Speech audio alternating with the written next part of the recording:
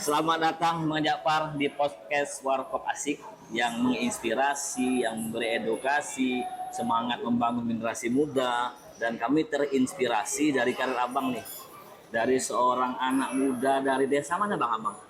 Dari Desa Pasar Senen. Pasar Senen kawan-kawan. Ini sangat menginspirasi anak tunggal bagaimana.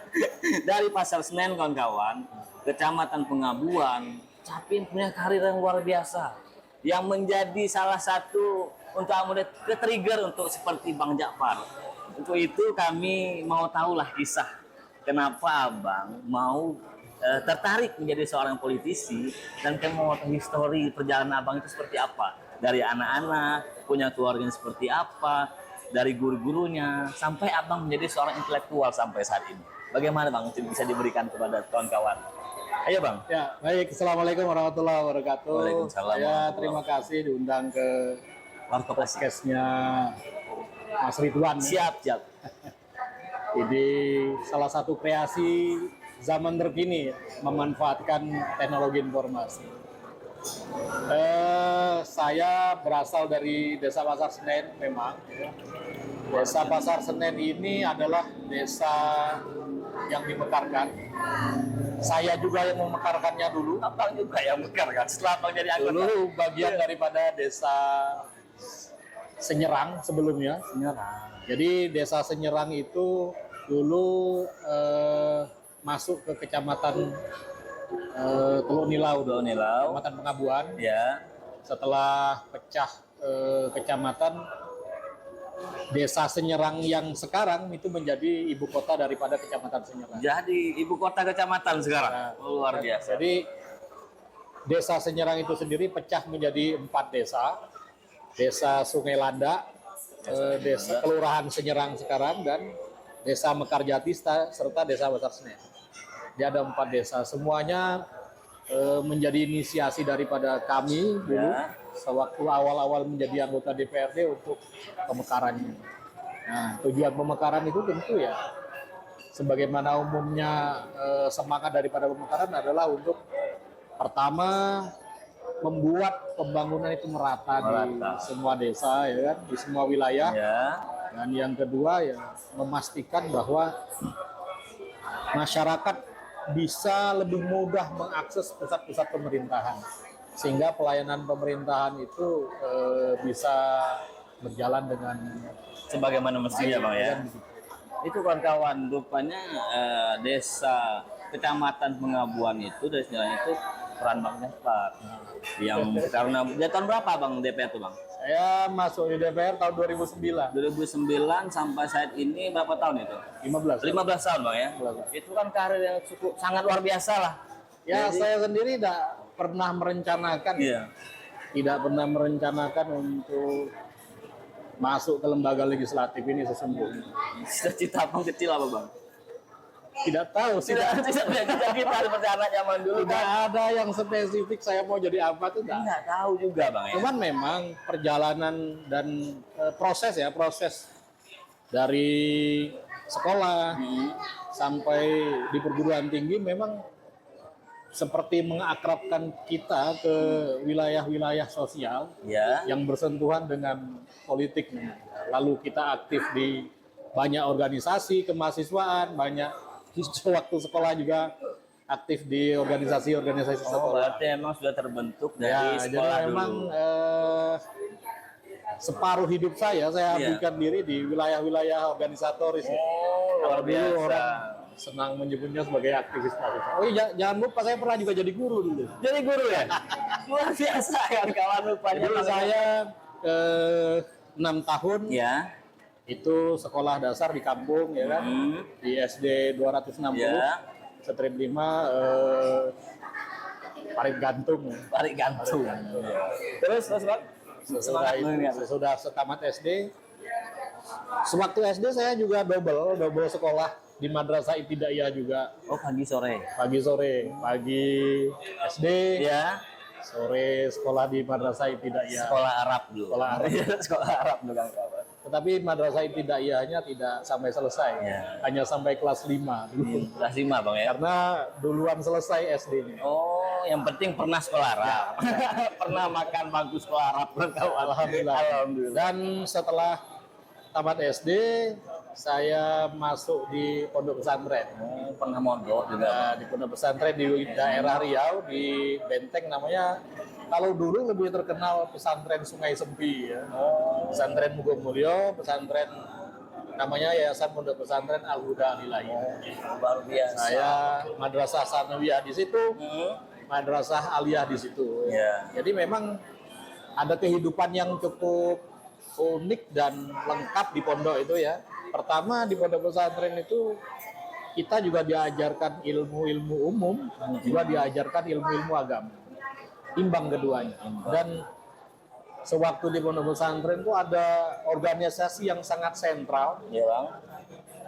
Kalau di sekolah-sekolah umum nih umum disebut dengan OSIS lah ya kan. Oh. OSISnya di pondok itu memang sangat berperan sentral atas kehidupan pondok itu.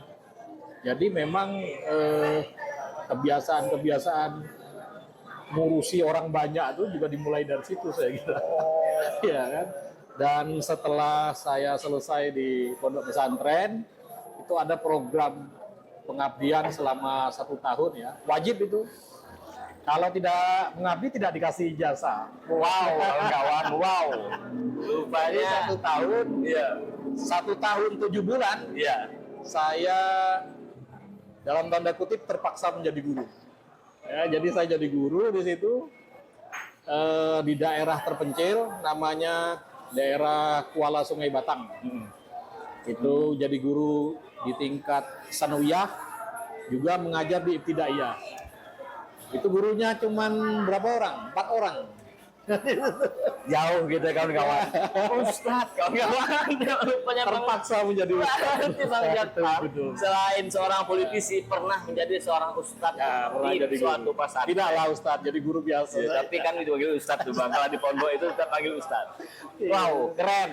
Pantas punya kita bangga lah punya abang yang seperti ini yang bisa membawa kita kepada pemikiran yang terus maju ke depan Bang ya. Ya, jadi saya selesaikan dulu. Iya.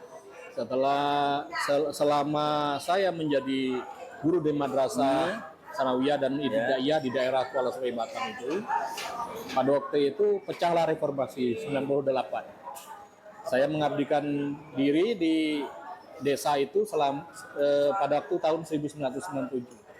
98 pecah reformasi dan saya berpikir pada waktu itu untuk mengikuti perkuliahan ya. Saya masuk kuliah di Jambi pada waktu itu dan berjumpalah teman-teman yang kelak menjadi titik tolak saya untuk masuk ke dunia politik ini tersebut. Begitulah ceritanya. Iya, sebelum jauh ke sana Bang, kan mungkin para orang tua di rumah ini mau mengetahui lah bagaimana orang tua Abang dulu mendidik sampai Abang punya karakter yang kuat sampai saat itu, bagaimana apa tuh motivasi atau salah satu ajaran edukasi kepada ibu-ibu atau bapak di rumah untuk bisa anak itu seperti Abang, itu apa yang bisa dibagi kepada kami di sini Bang? Ya, yang saya ingat orang tua saya adalah orang tua yang menekankan kedisiplinan ya. Disiplin Bang ya. Disiplin dalam hal menjalankan ibadah kepada Allah.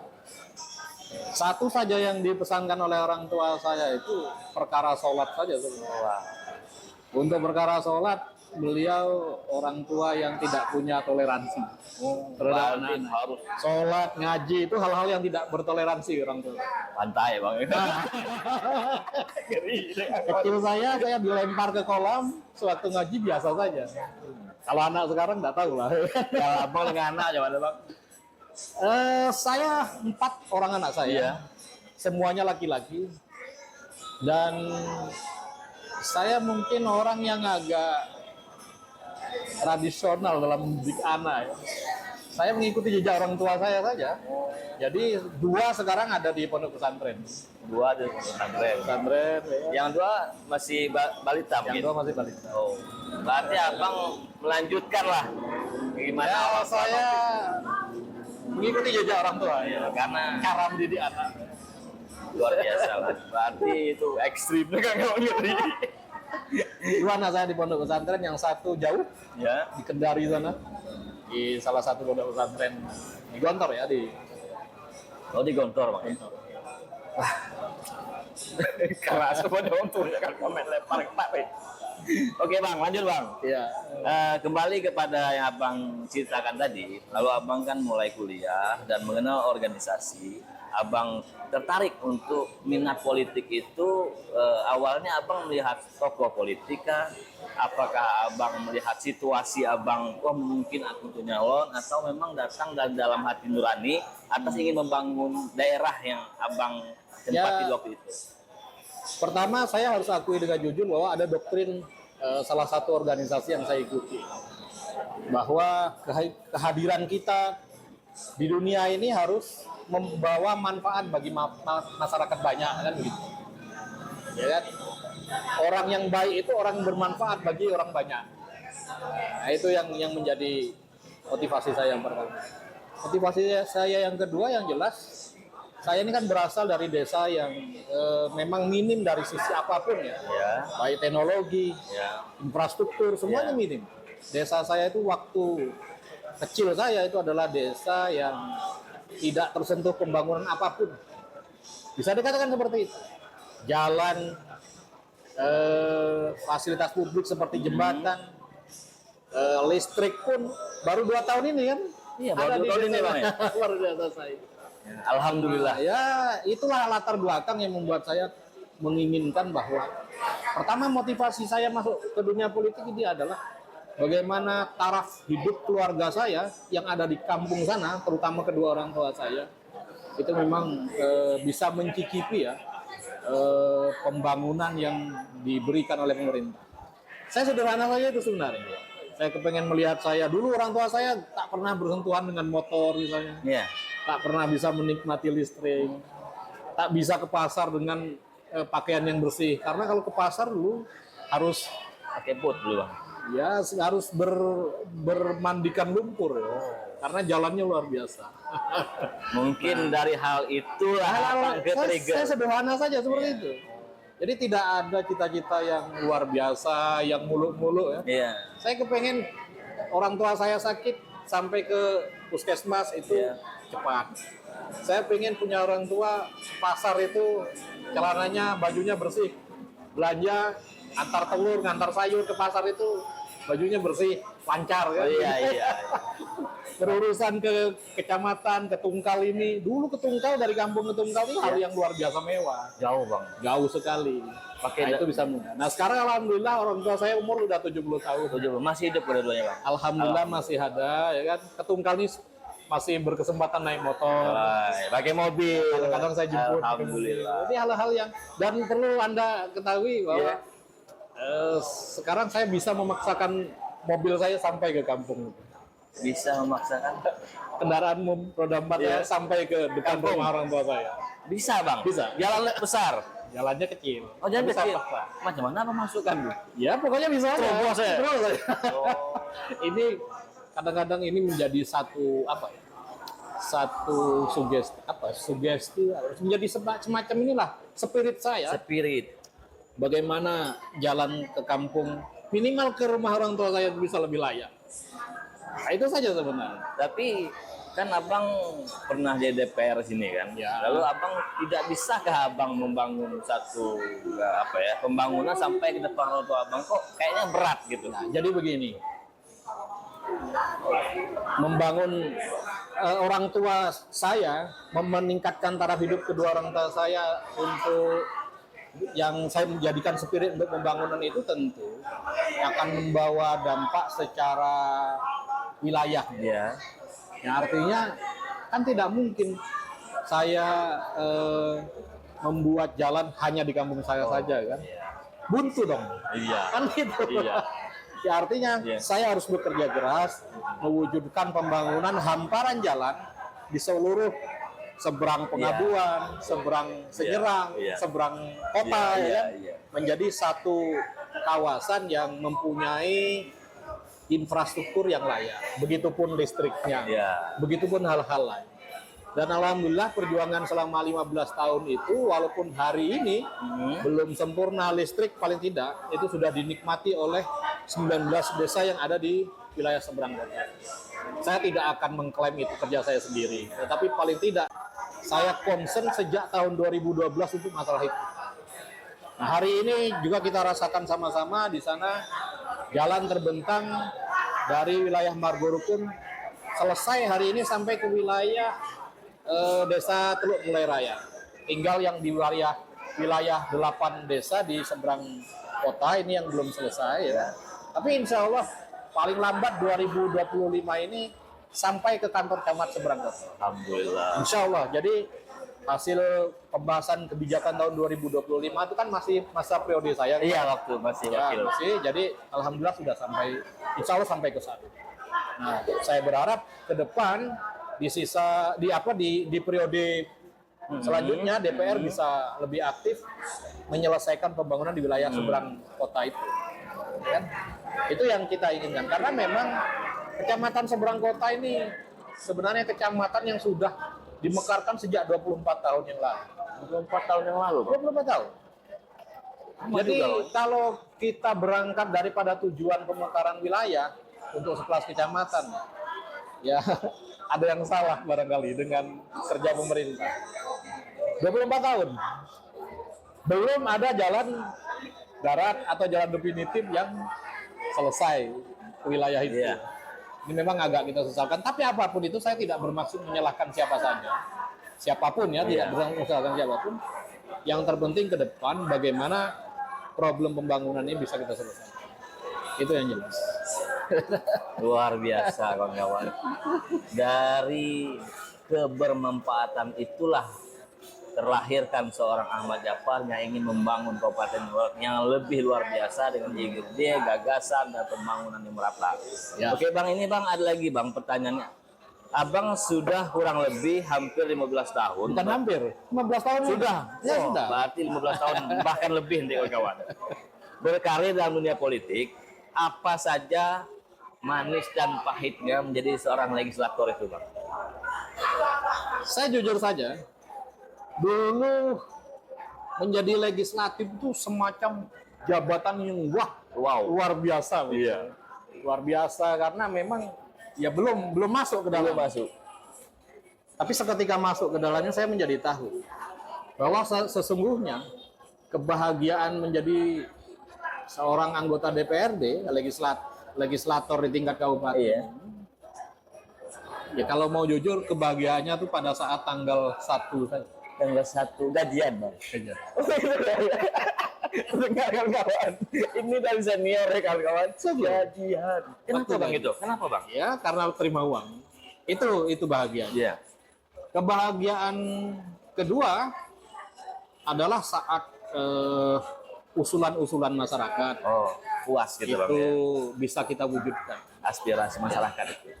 Terus Bang? Ya, Kebahagiaan saya apa kira lagi itu yang bisa kebahagiaan yang ketiga yaitu tadi kita bisa membuat bangga kedua orang tua kita, ya kan? Daerah yang semula dipandang mustahil ya. Dulu saya masukkan listrik, masukkan jembatan itu dianggap mustahil oleh masyarakat. Iya. Masyarakat tidak percaya. Iya. Dengan saya bisa mewujudkan itu satu kebahagiaan karena orang tua satu saja pesan orang tua saya, kamu jadi pejabat, jadi anggota DPRD, jangan buat malu saya. Jadi itu saja tuh. Orang tua saya selalu pesan, jangan buat malu saya. Iya. Artinya ya memang itu menjadi spirit buat saya. Jadi yang saya maksud adalah kebahagiaan lebih banyak kepada kebahagiaan mengenai bahwa saya mampu mewujudkan paling tidak sebagian daripada keinginan masyarakat itu ya yang belum kita berhasil wujudkan itu masih banyak. Iya. Dan lanjut tadi Bang bahwasanya ada juga yang tidak nyaman atau pahit kan. Ya, Ya. jujur ya manusiawi ya. Tidak nyamannya itu ya kadang-kadang kita ini baper juga, Iya. ya kan begitu. Saya punya pengalaman tahun 2009 saya calon itu tanpa modal yang besar seperti yang lainnya karena memang nggak ada. Iya. Jadi 2009 itu saya baru lulus kuliah, bener-bener baru lulus kuliah. Saya lulus kuliah itu tahun 2005, 2006 saya menikah, 2007 2008 kesempatan saya untuk mencari kehidupan. Iya. Artinya secara ekonomi saya memang belum mapan juga pada waktu itu sesungguhnya. Iya.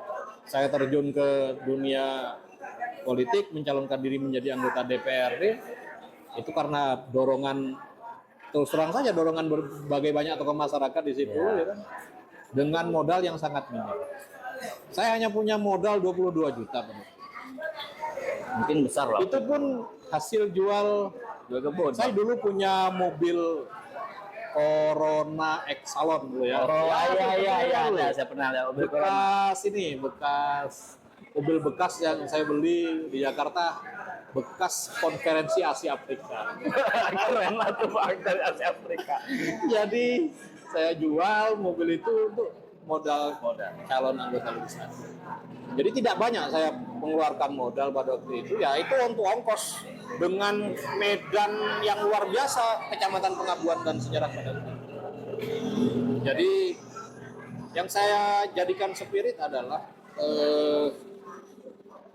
ya itu tadi, semangat membangun itu saja, dan membahagiakan orang-orang yang pernah membahagiakan abang dulu. Luar biasa kawan-kawan. Itu ya memang setiap orang itu terkadang tidak punya mimpi, taunya punya jalur.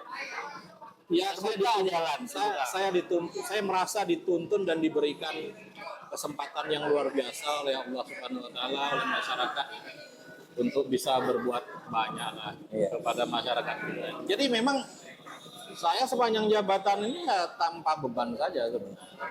Tapi saya selesaikan juga tadi apa yang kurang menyenangkan tadi. Yang kurang menyenangkan tuh yang saya katakan tadi agak baper tuh seperti itu. Saya tahun 2009 itu tanpa modal yang banyak, tanpa rekam jejak yang luar biasa, saya dipilih loh oleh masyarakat di desa saya itu sebanyak 933 suara pada waktu itu. Khusus di desa saya. Desa Bang. Waktu itu masih gabung sih. Iya. Desa Mekaryati dengan desa Pasar. Artinya terpilih saya menjadi anggota DPRD 5 tahun ya. Iya. Saya artinya mencoba banyak sekali mempenetrasikan pembangunan di wilayah itu. Ya jalan, ya jembatan, ya fasilitas sekolah, ibadah, pertanian, segala macam saya berikan. Tapi Anda tahu apa yang terjadi tahun 2014? 14? Suara saya tidak naik. Wow, ternyata sia-sia. Suara saya tidak naik. Bukan sia-sia, saya tidak katakan sia-sia. Suara saya dari 913 itu berkurang menjadi 633 saja. Tahun 2014. Artinya saya ya nervous ya, apa kecewa juga, batin saya itu Bergejolak lah. ya, kecewa lah ya, kecewa. Sudah banyak berbuat, tapi Saya merasa sudah maksimal memperjuangkan hal-hal yang masyarakat inginkan. Tapi suara saya tambah turun. Suara saya turun. apa masyarakat ini? Nah, itu yang kita tahu. Artinya begini ya, saya ingin katakan bahwa memang kita tidak bisa menghindari namanya pragmatisme. Iya, pragmatis. Pragmatisme politik itu sudah mulai berjalan. Dan memang saya merasakan dari tahun ke tahun ini memang sudah mulai agak parah. Mungkin banyak pergeseran moral juga. Saya tidak akan masuk ke wilayah itu. Yang saya maksud itu ya, itu bagian daripada kekecewaan kita.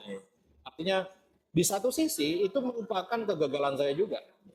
Kegagalan saya. Jadi tanggung jawab anggota DPRD itu mendidik masyarakat secara politik. Mencerdaskan Masyarakat secara politik. dalam tujuan politik. Ya.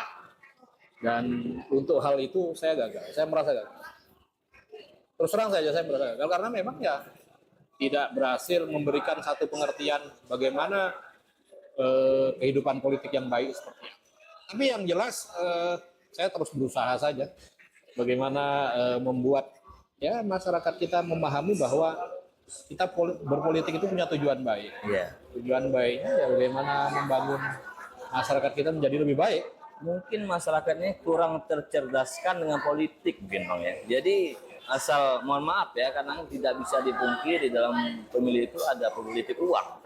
Abang sudah banyak berbuat, tahu-tahunya datang orang luar dengan beberapa tim sukses, dengan memberikan satu hadiah lah kalau gitu, hadiah, lalu kerja keras abang itu hilang karena mereka tidak tahu politik itu apa, taunya dapat uang nyoblos, tidak tahu siapa dipilih ini bisa kerja apa enggak, apa sekedar mau duduk gitu kan. Teman saya bilang bahwa suatu saat saya duduk dengan teman saya, salah satu teman rekan sejawat saya yang sama-sama di DPR. Ya.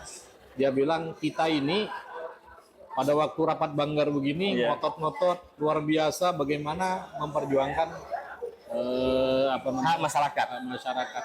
Tapi kalau kita bercalon di tengah masyarakat tuh pangkat kita sama dengan yang datang baru tuh katanya kan. Iya. Ya seperti itulah. Tapi ya apapun itulah tantangan. Iya.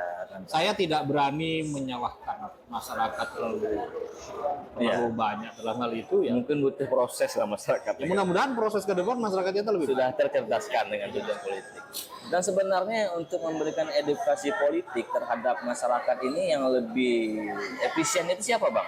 Biar masyarakat itu tahu tujuan politik itu ini loh, bukan sekedar memilih, tapi ada partisipasi politik yang mereka itu ikut mengontrol kebijakan, mereka ingin tahu kemana arah tujuan. Gimana menurut abang? Sampai masyarakat kalau itu? secara personal ya semua pihak ya. Semua pihak. Terutama ya pelaku daripada politik itu sendiri. Ya. Ya caleg, ya calon bupati, ya calon gubernur, calon presiden semuanya mestinya Akademisi. ya nanti itu Beda pelaku lagi. politik ya. Oh, pelaku politik tuh bang. Pelaku praktisi politik Oh. seperti kita ini yang mestinya bergerak mencerdaskan. Ya. Itu ya. Iya. Bahwa ini hal-hal yang keliru. Yang kedua ya kelompok cendikia ya. Ya. Kiai, ustadz, ya kan, harus pada pengertian yang seragam bahwa hal-hal yang kita sebutkan tadi adalah keliru. Ya.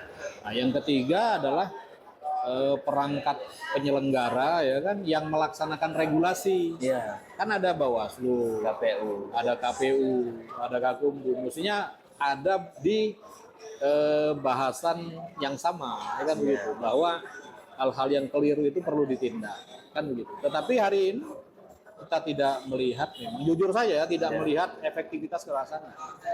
Saya pribadi seneng kalau politik ini bersih, Iya. karena efeknya kan murah juga. Iya, gas mahal dan rahasia umum bang. Kalau Apa dibahas, terlalu banyak kita keluar modal ya memang jadi beban juga. beban. Bagaimana abang bisa konsen kan? Sementara modal besar. Ya, tidak konsen lagi kita berjuang ke masyarakat. Terganggu dengan anggaran yang begitu besar untuk menduduki menjadi seorang anggota DPR. Dan hal ini bang universal bang di setiap daerah Semuanya di berat memang. Ya bertahap lah. Mungkin butuh proses biar Tapi masyarakat. saya yakin kondisi seperti ini pasti akan Ya berubah. berubah. Kita Mudah-mudahan. kita yakin bahwa akan apa namanya berangsur menjadi lebih baik. Abang lah salah satu kader nanti. Biar masyarakat menilai Bang Jafar adalah seorang pekerja keras, dedikasi tinggi, dan mudah-mudahan masyarakat akan tahu siapa yang pas untuk duduk mewakili kita di DPR. Dan ini lagi bang, ini kadang tuh bang mimpi. Kita ini kan punya mimpi. Iya. Mimpi abang ini untuk Tanjung Jabung Barat ini seperti apa bang? Mimpi abang. Abang kan melihat kota lain gitu kan. Ya. Bagaimana abang itu punya mimpi lah untuk kampung kita yang sangat kita cintai ini ke depannya. Ya, Tanjung Jabung Barat ini ada wilayah desa dan ada wilayah perkotaan. Iya. Kalau dari sisi masyarakat kota, secara ekonomi tentu harus diberdayakan kehidupannya ya kan dengan program-program yang saya kira memang bisa mendorong taraf hidup mereka, Ekonomi bang ya. ekonominya. Saya tidak akan berbicara menjelimet tentang Iya. UMKM secara yang disebut orang-orang. Iya. Saya menginginkan sebenarnya pemerintah daerah ini punya program yang jelas ya terkait itu, ya kan? Kita punya Bank Tanggorajo. Iya. Bank Tanggorajo ini didesain dulu Iya.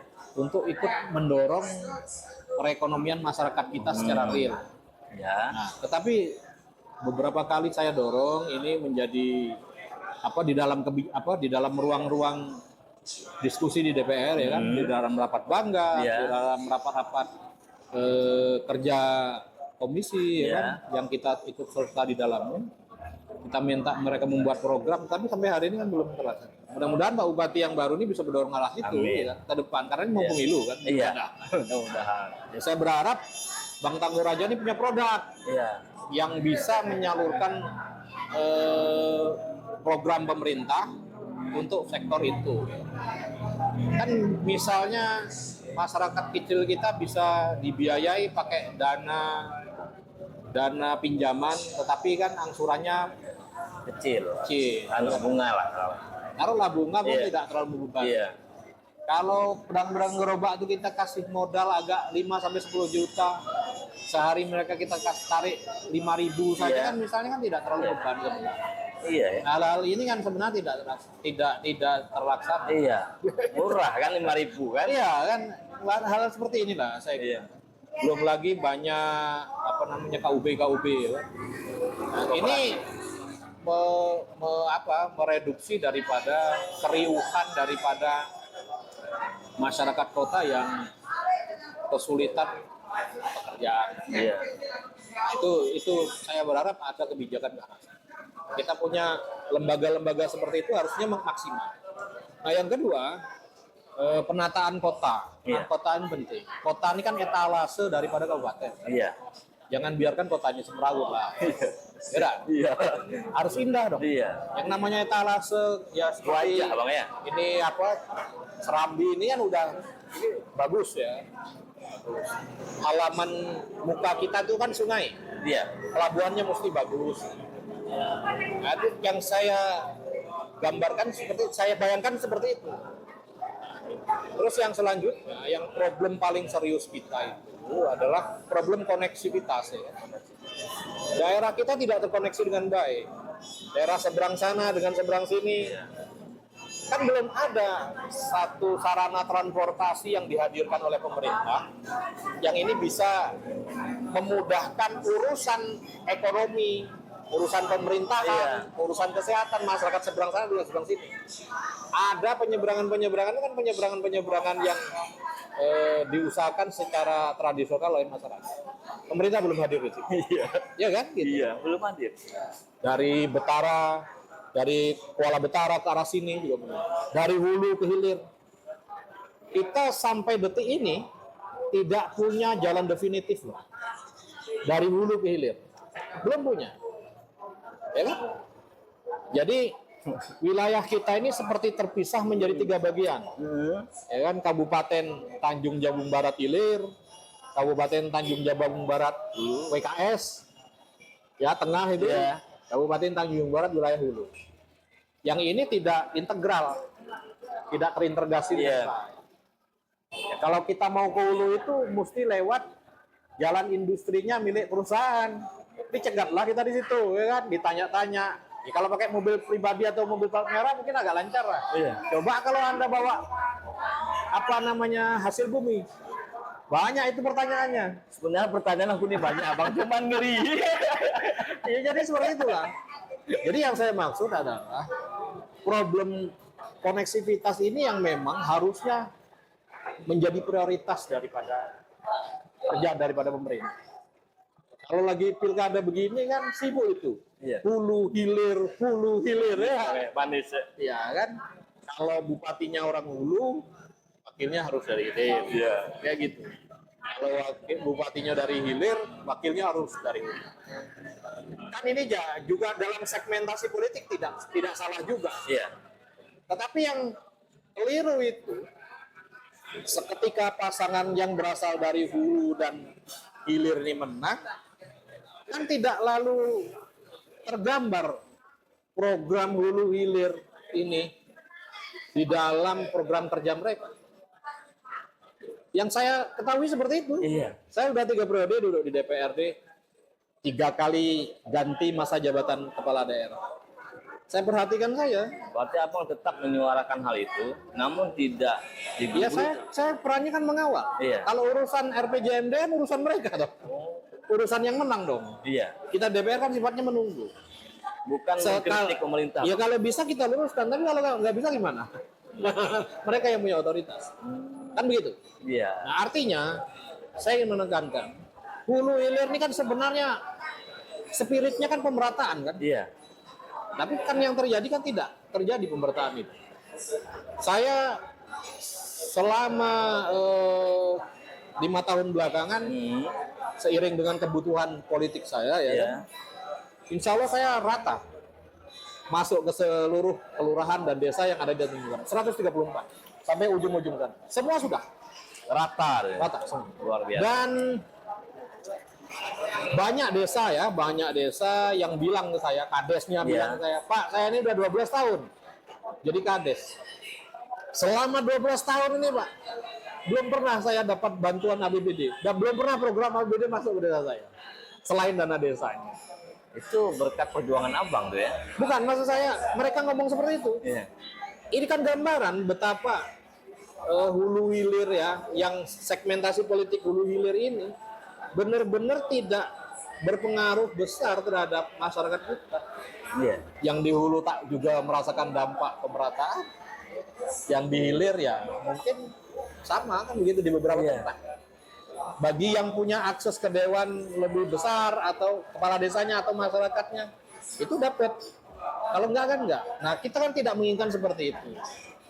Mestinya hulu hilirnya adalah kebijakan pemerintah yang telah terwakili antara bupati dan wakilnya. Jangan pula pilkada ini hanya mendatangkan perubahan bagi orang yang menjadi bupati ataupun yang jadi wakilnya saja kan. Yang menanti perubahannya itu masyarakat kan. Iya, betul. Bukan sekedar ganti bupatinya atau ganti wakilnya. yang ditunggu masyarakat, programnya yang memang betul-betul merubah masyarakat itu. Nah, salah satu yang besar itu tadi. Ya kan? Coba berapa tahun Tanjung Jabung Barat berdiri? Kalau saya itu dari zaman Pak Usman, Pak Safrial, hampir 20 tahun lah. Tapi Tanjung saya Barat berdiri itu sudah berapa tahun? 50? 59. Itu Tanjung Jabung apa Tanjung Jabung Barat itu, Bang? Nah, itu yang debatable juga. Iya. Saya pernah katakan di DPR, ini ulang tahun kita ini keliru. Debatable. Tapi sampai sekarang kan nggak juga dirubah-rubah. Iya. Semestinya ya mungkin ada kekeliruan ya pada saat pemekaran Tanjung Jabung Timur dulu. Mestinya nama kita tetap Tanjung Jabung. Jangan Tanjung Jabung Barat. Iya. Ya kan? Kita ini kan Kabupaten Indo. Iya. Ya kan yang Tanjung Jabung Timur ya biarlah sono. Iya. Kita tetap Tanjung Jabung mesti. Berarti sudah ganti nama total, udah baru. Ini baru. Jadi baru nih karena ada Barat. Dari tahun 2000 ya. Iya. 99 2000. Oh, Tapi di luar daripada itu, yang saya maksud adalah memang benar-benar problem koneksivitas ini harus kita pecah. Supaya kesenjangan itu teratasi. Orang hulu juga cepat berurusan ke hilir karena de facto ibu kota kabupaten ada di hilir. Ya kan gitu. ya. Pelayanan pemerintah tidak terhambat. Kalau sekarang bayangkan mau ke Lubuk Kambing itu 5 jam paling tidak. Sama dengan kita hampir batas wilayah Palembang itu. Nah, mau ke ujung kita di wilayah hulu tuh di Lubuk Bernai misalnya, butuh waktu 4 jam. Terisolir, Bang ya. Ya begitu. Nah, artinya ini harus kita selesaikan. Jalan di seberang itu kan tidak mungkin dibiarkan buntu begitu saja. Ada 30 km yang harus dibebaskan, yang itu masuk lahan produksinya WKS. Pihak WKS harus diajak bicara supaya mereka bisa memberikan sebagian lahannya untuk kemanfaatan masyarakat kita. Iya kan? Iya, betul sekali tuh, Bang. Saya juga naik napas. Sangat riskan ternyata, Bang, ya saat ini. Daerah kita ini tidak integral. Itu yang lihat. Seberang sana dengan seberang sini. Terus idealnya harus ada jembatan. Kenyataan tuh, Bang. Kenyataannya tidak. Dari Betara ke Kuala Betara dari Kuala Betara ke sini ya, mestinya ada jembatan. Kenyataannya tidak. Ya kalaupun tidak mampu kita menghadirkan jembatan, ya mestinya ada dermaga yang memang bisa representatif ya untuk kepentingan masyarakat. Mungkin ada alasan-alasan tertentu yang membuat hal itu tidak bisa terjadi, Bang. Ya alasan klasik pemerintah pasti dana kan. Dana. Nah, tapi kan sebenarnya kalau kita concern, hal-hal seperti itu bisa diatasi. APBD kita cukup baik, kan? Angkanya mencapai 2,2 triliun. Artinya untuk membangun jembatan, taruhlah berdasarkan, itu jembatan perlu Anda ketahui loh. Iya. Itu saya sudah cetuskan DID-nya. Perencanaannya sudah saya masukkan. Iya. Itu mencapailah berdasarkan DID itu detail engineering design itu sekitar 240 miliar. Tapi kan terakhir dibawa ke provinsi untuk review desain itu jadi meledak angkanya, jadi 700 miliar, 700 M. Tetapi dengan kondisi APBD kita hari ini, saya kira kalau kita mau bangun sharing ya, kabupaten, provinsi, pusat dengan dana masing-masing ya, iuran gitu, saya kira bisa. Kalaupun toh tidak mau pemerintah provinsi atau pemerintah pusat, pakai dana kabupaten saja juga bisa, tapi ya harus pakai tahun jamak. Ya. Kalau kita selesaikan dalam waktu 1 tahun, pasti mengganggu sirkulasi belanja di wilayah yang lain. Berarti abang terganggu dan resah lah akibat daripada Ya tidak pokoknya integralisasi. kan begini, kita ini hadir sebagai pemangku kebijakan ini kan supaya bikin masyarakat kita seneng kan, Iya. supaya bikin masyarakat kita bahagia. Nah, kalau mereka masih susah, ya artinya keberadaan kita ini sia-sia dong. Tidak bermanfaat sama sekali gitu. Akhirnya gitu. Lanjutkan kawan-kawan nih. Ternyata Bang Japar luar biasa. Dan musrembang itu Bang, bagaimana mekanismenya Bang? Soalnya kan itu dibahas di tingkat kelurahan desa, kecamatan, kabupaten. Namun kenyataannya saya pernah dengar Bang ya, ternyata tidak sesuai pada yang seperti tadi Bang. Gimana itu Bang? Mau Kendalanya apa, jawaban Bang? yang jujur atau jawaban... Next. Nanti potong Jadi begini, Iya. jawaban jujur, masing-masing punya ego ya. Iya. Sejujurnya begitu. Iya. DPR punya ego untuk memperjuangkan masyarakat lewat jalur aspirasi masyarakat. Pokir, ya kan? Bokir. Nah, pemerintah punya program yang harus mereka pertahankan, yang sudah tercantum di dalam RPJMD. Iya. Nah, sekarang posisi Musrembang ini, siapa yang bela? Musrembang ini kan program partisipatif. Iya.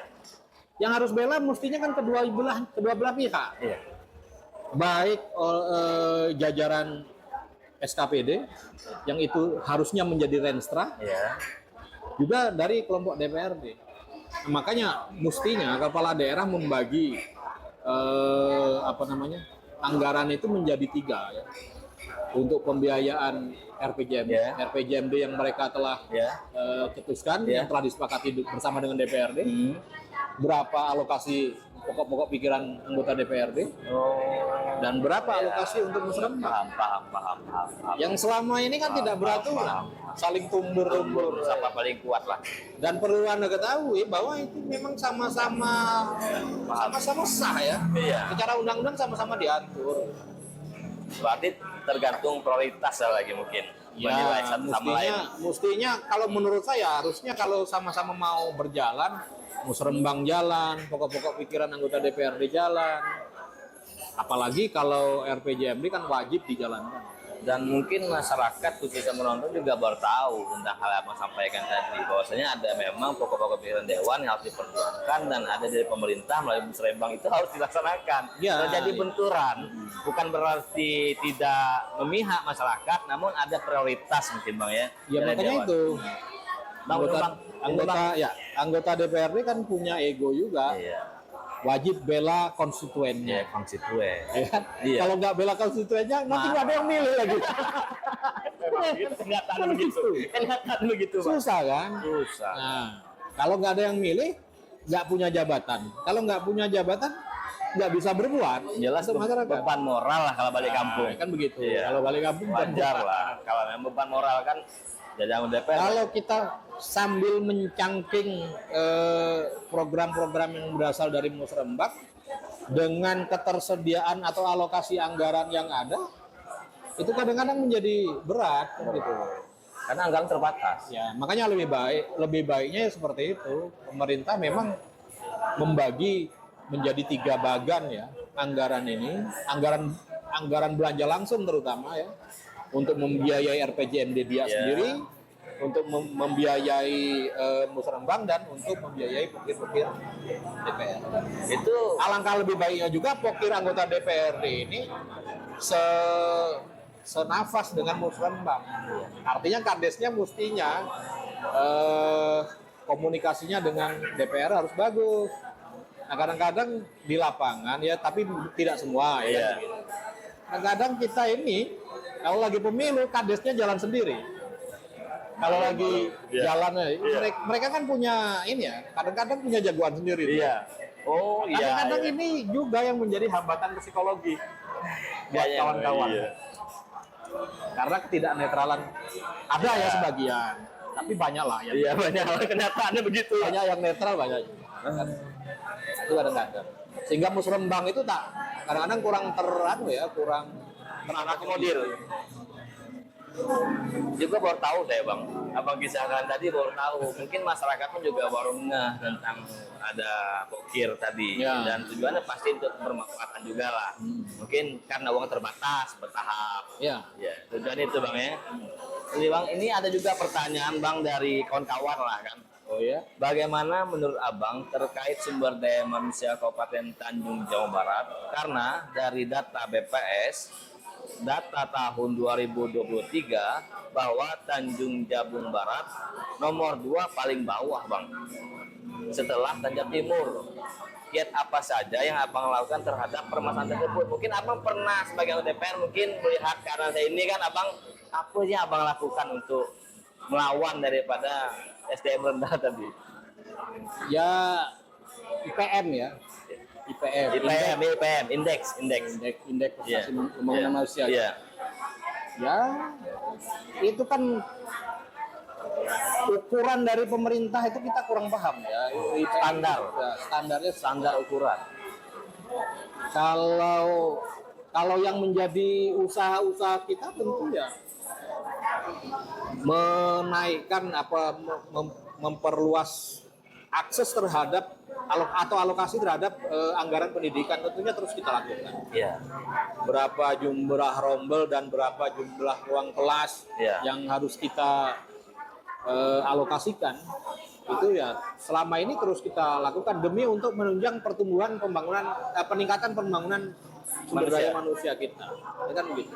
Ya, intinya menaikkan taraf pendidikan kita ya, bukan taraf pendidikan kita terus kita usahakan. Kalau spesifik kerja kita di daerah pemilihan saya sendiri selama ini, terutama untuk mendorong pembangunan infrastruktur pendidikan, ya saya rasa saya cukup banyak ya untuk melakukan itu. Karena perlu diketahui rata-rata infrastruktur pendidikan kita itu ada sejak tahun 1980-an, terutama yang untuk sekolah dasar ya. Iya. SD kita ini kan rata-rata impres semua. Instruksi presiden semua. Soeharto punya kerja. Soeharto, berarti luar biasa juga. Dan gedung-gedungnya, fisiknya itu sampai sekarang banyak yang belum tergantikan. Nah, bayangkan dari tahun 1980. Mungkin dalam peraturan itu sudah ditentukan untuk anggaran itu kepada pembangunan sekian persen, pendidikan sekian persen. Kenyataannya begitu, bahwa ada namanya program mandatori ya. Ya. Program mandatori itu program yang sudah ditentukan oleh pusat. Itu kan banyak sekali. Iya. Itu hampir 60% program pemerintah kita itu kan mandatori. Mandatori. Kita itu hanya sekitar 40% saja yang menjadi hak murni ya daripada daerah. Selebihnya mandatori semua, itu titipan pemerintah pusat. Artinya kita tidak bebas untuk mengarahkan anggaran itu kemana saja. Nah itu. Nah intinya untuk peningkatan IPM ya kita terus berupaya penuh untuk itu.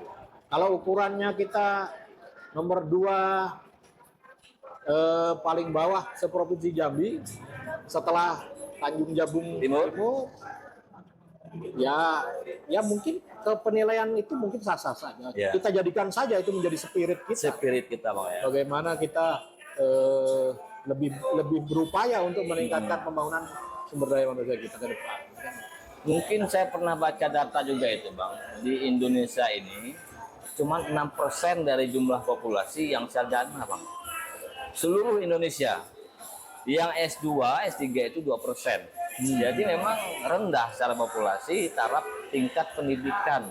Mungkin itu juga lah, mungkin kan saya mencoba menalar daripada yang BPS tadi, kenapa dianggap rendah karena sarjananya sedikit mungkin.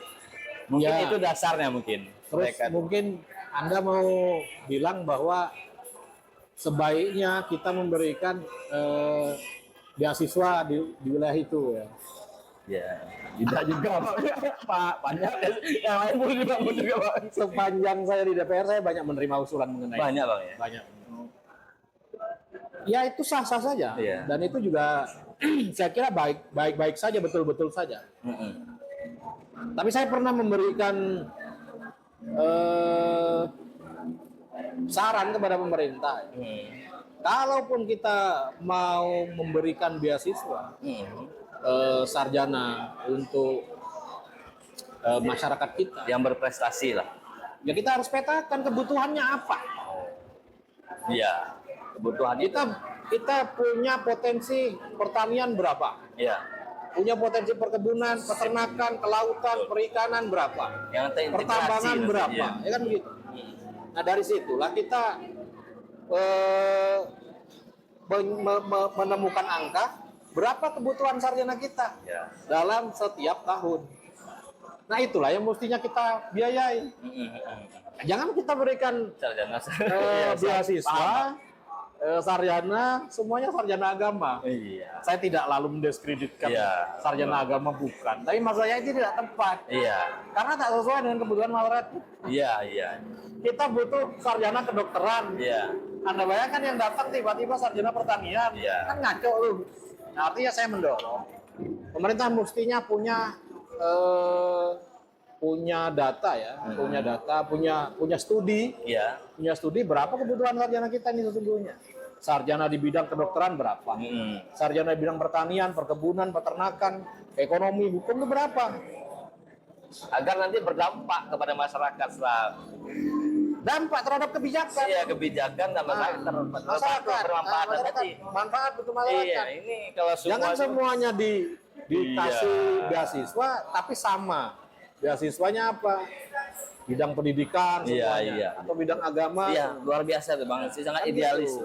Berarti uang yang dikeluarkan itu nanti bermanfaat di masa yang akan datang tadi, Kan kita tidak punya sia-sia. tambang, kita punya kebun, kita punya laut.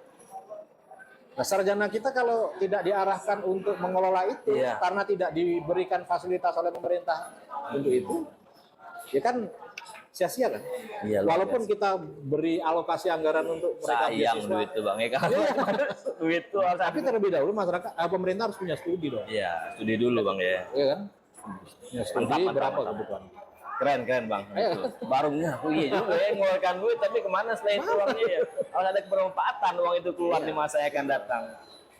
Terus lagi Bang, sekarang zamannya digitalisasi teknologi, di mana saat ini dunia informasi itu sangat mudah untuk digiring ke arah yang tak bisa dipertanggungjawabkan seperti framing atau opini politik hitam, judi online, pinjol, prostitusi online, dan hal-hal itu kan berdampak terhadap perkembangan masyarakat khususnya di kota kita lah. Ini sudah masif Bang, sampai anak-anak dan marketnya itu sudah menengah ke bawah tuh. Mohon maaf para tukang ojek, tukang-tukang mereka sudah menginvestasikan duit yang bodong tadi untuk berharap kaya. Itu bagaimana Abang memberikan salah satu ya pencerahan lah untuk kepada Regulasi. masyarakat. Regulasi Bang. Pemerintah harus hadir. Ya kita tidak bisa memungkiri, tidak bisa menolak kehadiran teknologi. Ya. Iya. Faktanya hari ini memang teknologi ini menjadi nafas kehidupan kita. Dulu nenek-nenek nggak kenal Facebook pun sekarang kenal Sekarang main Facebook. kenal WA, kenal Iya. HP, yang TikTok. kenal internet, ya, kenal Iya. Nah, itu satu hal yang tidak bisa kita tolak. Dulu anak-anak di rumah saya misalnya kan, Iya. saya cegah untuk main internet, ya kan, supaya mereka otaknya fresh, Iya. tidak terpengaruh dengan dunia maya begitu. Iya. Apa yang terjadi? Kena hajar COVID kita, anak-anak mesti sekolah online. Iya juga. Ya kan, akhirnya kita pasanglah wifi di rumah Iya. yang bisa diakses oleh anak-anak 24 jam. Artinya Tidak bisa dihindari. teknologi, informasi, digital ini satu hal yang Kebutuhan baru. tidak bisa kita hindari. Dan kebutuhan juga, Bang. Dan dari sudut pandang saya, yang paling efektif untuk mengendalikan ini ya regulasi, aturan. Pemerintah harus hadir dengan tegas. DPRD harus menciptakan produk, ya kan, dalam bentuk perda, terutama dalam skala daerah. Bagaimana mengendalikan arus digitalisasi, tidak bisa ditolak, tetapi kita manajemen. Ya, Sip. nah, terkait dengan judi online, saya kira pemerintah sudah punya regulasi mengenai itu, tinggal tidak tegasnya. Mohon maaf, barangkali ya polisi cyber kan sudah ada, Iya. walaupun memang ya belum efektif ya, Iya. karena mungkin jangan-jangan Pak polisinya saja juga masih gagap ya. Iya, mungkin. Mungkin saja masih gagap, tapi kita tidak Iya.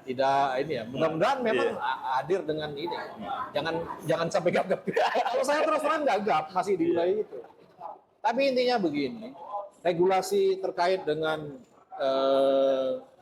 digitalisasi itu penting, baik di semua sektor ya, tidak Iya. hanya di sektor kriminal ya. Iya. Sektor perdagangan, pendidikan, semuanya sekarang kan butuh pengaturan mengenai itu. Saya kira yang paling efektif regulasi Buat yang regulasi. bisa memaksa masyarakat supaya perilakunya bisa diatur itu ya aturan. Kalau yang lain-lain Iya. nggak bisa. Memang itu datang daripada legislator lah, Bang, ya. Karena mereka di lembaga untuk membuat aturan Ya. dan peka terhadap Elit. Iya, elit. Top down. Iya. Kalau hal-hal yang hadir di masyarakat ini yang diperlakukan adalah upaya paksa. Top down hadir, elit kita harus menciptakan perangkat yang memang betul-betul bisa mengendalikan itu. Iya. Saya kira itu pandangan saya. Keren lah. Memang itu memang paling cepat dan mudah Ya. dibanding hal-hal yang sifatnya ya, edukasi pasti mungkin dari tokoh Ya, masyarakat. kalau itu kan tokoh hal-hal agama. yang bisa masuk dari wilayah pendidikan, Ya. wilayah rohani Ya. kan begitu, wilayah keagamaan ya kan. Tapi yang paling cepat ya Efektif ya, regulasi tadi. regulasi. Luar biasa juga. Memang baru pikir juga saya. Ternyata regulasi itu memang cepat merubah keadaan. Makanya pembentuk regulasi itu harus orang-orang baik. Wah, itu penting. Kalau pembuat regulasinya bermasalah ya sudah pasti regulasinya. Kalau abang itu sudah top lah. Sudah teruji dan juga guru sudah kan. Belum juga sulit. Ah, ini langsung loncat karena mungkin sudah agak jauh. Ini ada pertanyaan-pertanyaan netizen nitip nih, Bang. Ya, mungkin boleh. abang bisa jawab. Ini tadi itu apa definisi politik bagi seorang Ahmad Ja'far? Saya memaknai politik itu sebagai jalan kebaikan bagi saya untuk menciptakan kebaikan-kebaikan yang lain, yang kebaikan-kebaikan baru. Saya dulu, kalau saya bertahan saja menjadi pemuda kampung biasa, Ya. saya mungkin bisa bangun jembatan, tapi hanya satu saja mungkin. Iya. Karena bermanfaatan abang tadi Ya. meluas. Dengan saya menjadi politisi, saya bisa bikin kebijakan mendorong pembangunan jembatan lebih daripada satu, bisa 10, bisa 100, bisa bikin jalan, bisa bantu masjid, bisa bikin sarana pertanian. Nah, kalau saya berdiri tanpa menjadi seorang politisi, saya tidak bisa mampu bisa melakukan berbuat apa-apa. dompet saya nggak cukup untuk Paling itu. gotong royong lah satu kampung. Ya, iya, kan gitu. Next lagi, Bang. Ah. Siapa tokoh politik yang menjadi inspirasi Abang Ja'far yang abang tokohnya lah, abang? Untuk Indonesia, saya masih mengidolakan Bang Akbar. Oh, Dalam hal konsistensi. konsistensi. Karena saya Golkar. Iya. Next lah. Ya kan? Ini, Bang. Saya tentu punya alasan untuk itu. Ini alasan, kenapa, Bang? Alasannya ya karena beliau konsisten. Konsisten. Beliau orang yang lahir dari kondisi politik yang terpuruk waktu itu, di politik yang dia pimpin. Iya. Golkar pada saat itu. Dan beliau tidak berubah-ubah sampai sekarang. Bahkan pada saat beliau dalam kondisi sakit sekalipun, kondisi tersakiti sekalipun. Itu yang membuat saya mengidolakan beliau sebagai sosok yang saya kira cukup bisa diteladani ya di jagat Inspirasi, politik ya kan. Iya. Kalau di jagat yang lain kan tentu Mungkin banyak lagi ya. Mantap. ya. Terakhir Bang, nah ini kan kadang tuh dalam Facebook lah khususnya kan, karena Iya. orang mencoba mencalonkan Abang jadi bupati, pasangan ini, bla bla bla. Kenapa Abang tidak ikut kontestasi politik kepala daerah Bang? Itu yang krusial, itu pertanyaan kadang di Facebook kan, karena saya lihat tuh Bang di pencerahan, Abang dicalonkan sama si A, si B kan, Iya. tapi pribadi Abang itu diam. Dan apa alasannya Bang? Politik itu kan rasional ya. Rasional. Artinya kita tidak bisa semata-mata berdasarkan nafsu kita. Ada ukurannya itu, ya kan? Namanya survei. Kalau dalam apa politik masa terbaru seperti sekarang, terkini, Iya. itu yang pertama. Ya, saya menghitung elektoral saya belum cukup untuk masuk ke wilayah itu. Kalau saya harus menyediakan diri untuk kalah, sementara saya tahu kan namanya bodoh. Oh, berarti Abang sudah survei dulu. Ya, artinya kita melihat potensi surveinya seberapa. Dan yang kedua, untuk politik dewasa ini kan Iya. kita tidak bisa memungkiri finansial hal yang sangat penting.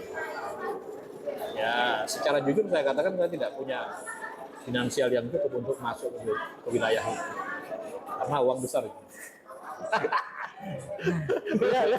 Duit kalau Tetapi begini, saya tentu berharap kita ini tidak terjebak di dalam apa namanya politik transaksional. Jadi saya berharap ke depan masyarakat kita semakin cerdas, semakin baik, bahwa menentukan calon-calon pimpinan yang berasal dari perhelatan politik ini memang betul-betul orang-orang yang yang tahu apa tujuan dia jadi sesuatu. Jadi DPR dia tahu apa yang harus dikerjakan sewaktu menjabat sebagai DPR. Singkatnya itu Ya. Bang ya. Jadi bupati harus tahu apa yang dikerjakan sewaktu menjadi bupati. Kan banyak tuh Iya. orang terpilih menjadi sesuatu ya, jadi apa saja lah. Iya. Jadi bupati, jadi DPR, jadi RT sekalipun kan, jadi kades. Tapi nggak tahu apa yang harus dikerjakan. Iya juga. Kesempatannya kan kesempatan emas itu. Hanya satu orang loh, setanjung Jabung Barat yang dipercaya menjadi kepala daerah. Iya. Hanya 35 orang setanjung Jabung Barat yang dipercaya menjadi anggota DPRD. Hanya 55 orang seprovinsi Jambi dengan populasi berapa juta gitu? 5 juta. Kurang lebih Bang. 3,5 juta Iya. ya. 3,5 juta penduduk yang diberi kesempatan untuk menjadi anggota DPRD provinsi. Nah, artinya harus dimanfaatkan dengan maksimal. Jangan nggak ngerti apa yang digawekan setelah dia terpilih kan gitu. Iya. Ini sayang sekali. Sayang sekali. Ya luar biasa kawan-kawan. Mantap Bang.